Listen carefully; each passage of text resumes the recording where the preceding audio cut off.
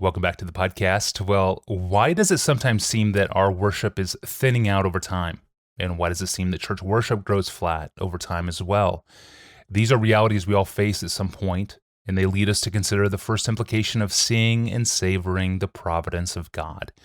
With the release of Pastor John's new book, Providence, for the next several weeks, we are considering reasons why the providence of God, this precious doctrine that we hold so dear, why it's essential to how we live out our daily Christian lives.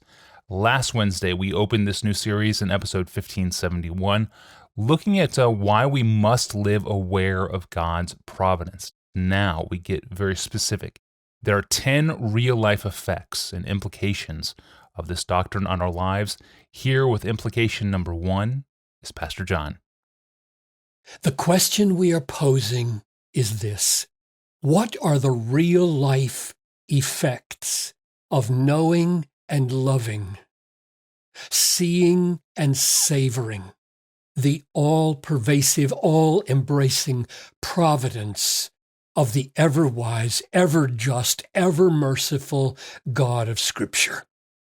That's our question. And my first answer is this: seeing and savoring this providence awakens and sustains wonder and awe and holy reverence and a kind of trembling joy that leads us into the depth of true God-centered, Christ-exalting, Bible-saturated worship. How many times have people asked us on this podcast about their lukewarmness, about how inadequate their affections are for God, about how passion and zeal and joy could possibly be rekindled? And now I'm asking, do you know Him? I mean, the real, true, magnificent, mouth-stopping God of all-embracing providence. When I was in college, I struggled with those same things. I read a book by J.B. Phillips, Your God is Too Small. Remember it? Some of you 70-year-olds? I knew it was true. But you can't just snap your finger and see the majesty of God.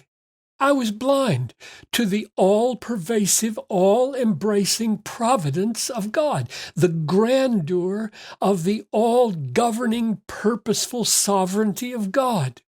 I had, in fact, been taught not to see the actual ruling God, the omnipotence of God as it is in the Bible. The God of the Bible, that's what I had missed. The God who really is. It was as if glasses had been put on my face that shrank everything down. Except maybe for myself, the glasses made God manageable. Now, within a couple of years, after reading Your God is Too Small, thank God, I to this day thank God, some professors grabbed me by the hair and rubbed my nose in the book of Romans and wouldn't let me up until I had seen and smelled and tasted and been stunned by the God of chapters 8 and 9 of Romans.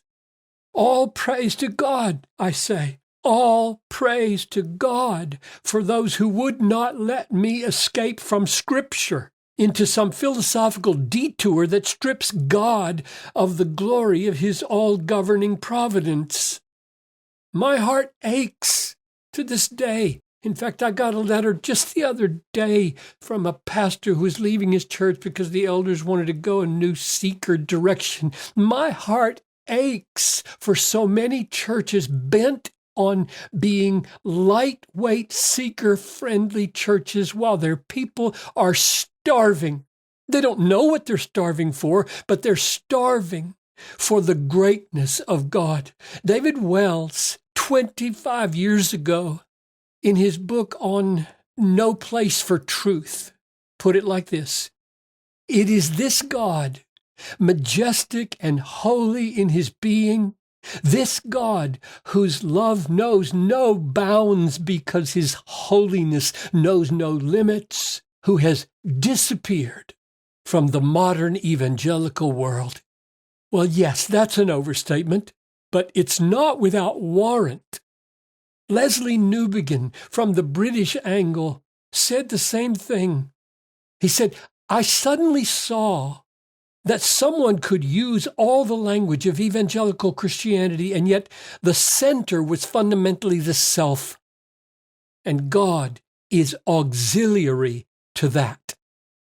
True worship is ruined, reduced, gutted, flattened, when the majesty of God, especially seen in his all-embracing providence, is replaced with a focus on me and my world and how God can make me the center of his focus rather than making his greatness the focus of mine.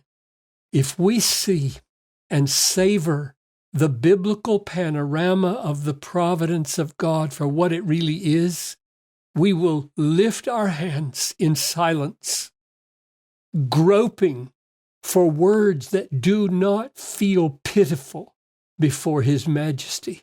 He is great beyond our comprehension.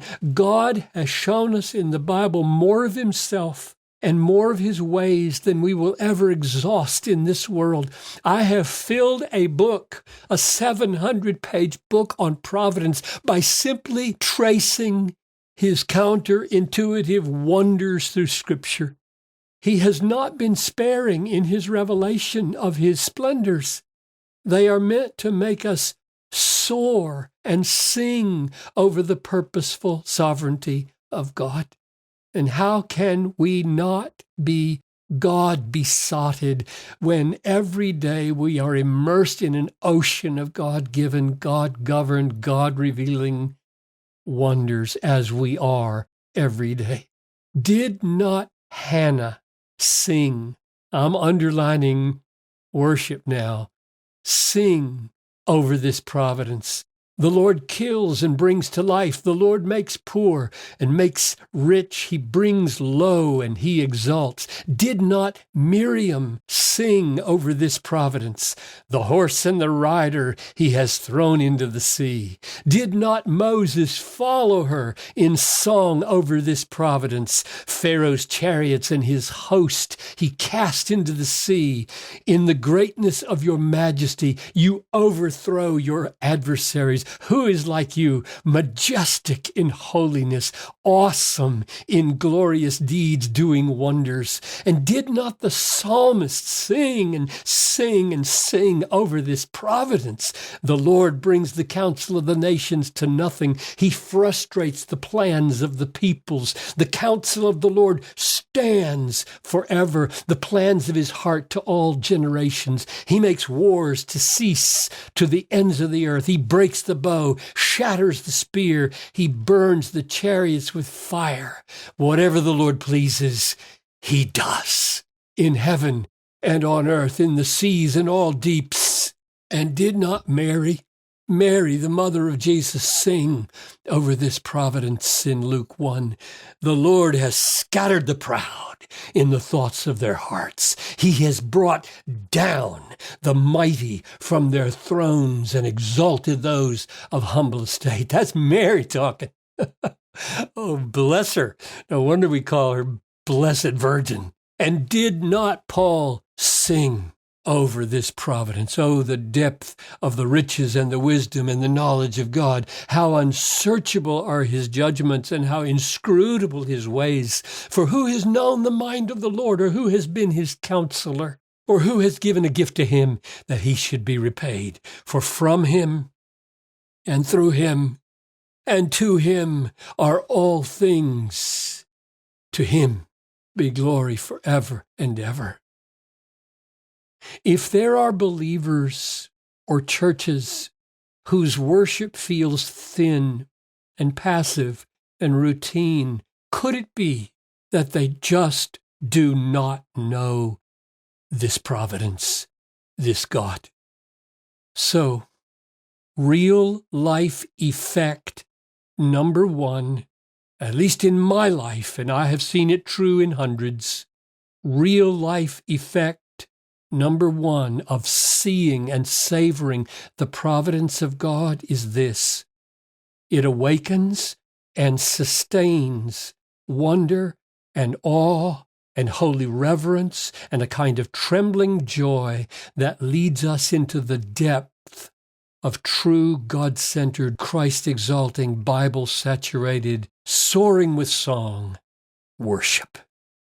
Powerful. The providence of God has this type of a deep influence in our lives. Such a great reminder. Thank you, Pastor John.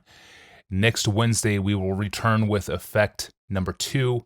But up next time on the podcast, we field one of your excellent questions from the inbox. And it's this question: is the audiobook Bible sufficient for my daily Bible reading? Is the audiobook Bible sufficient for my daily Bible reading? It's a great question from a listener to the podcast who is a professional truck driver. And that's up on Friday when we return. I'm Tony Ranke. Thanks for listening to the Ask Pastor John podcast with longtime pastor and author John Piper. We'll see you Friday.